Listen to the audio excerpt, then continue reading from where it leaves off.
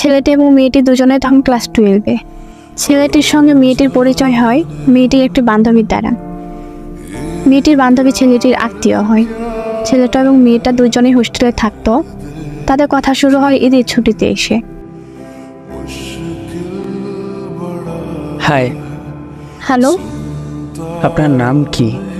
Sophia. আপনি বলেন কি আছে? না, এমনি।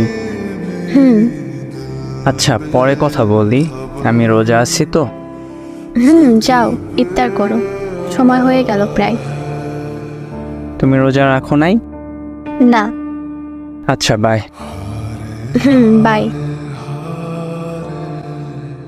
এরপর ধীরে ধীরে সেই ছুটিতে কয়েকদিনে তাদের বন্ধুত্ব অনেকটা গভীর হয়ে যায়। তারা একে অপরকে ভালোভাবে জানে। একদিন হঠাৎ। আচ্ছা, একটা প্রশ্ন করি। করো। তুমি কাউকে পছন্দ করো? হঠাৎ এই কথা কেন? আমি তোমার ভালো ফ্রেন্ড, জানতে পারি না নাকি? হ্যাঁ, তা তো পারোই। তাহলে? আচ্ছা শোনো তাহলে। আমি একটা ছেলেকে খুব ভালোবাসতাম। ছেলেটা আমাকে পাত্তা দিত না। তারপর হঠাৎ কিছুদিন আগে আমাকে সে মেসেজ দেয় আর জানায় যে সেও আমাকে ভালোবাসে। বাহ, ভালোই তো। আমি না বলে দিয়েছি। কিন্তু কেন? কারণ আমি জানতে পেরেছি যে ছেলেটার চরিত্র ভালো না। ও আচ্ছা, বাদ দাও এসব কথা।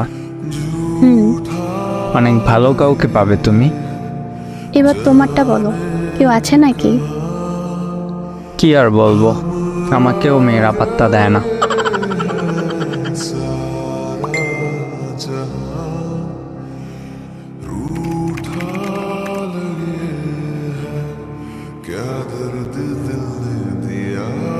ওই শোনো,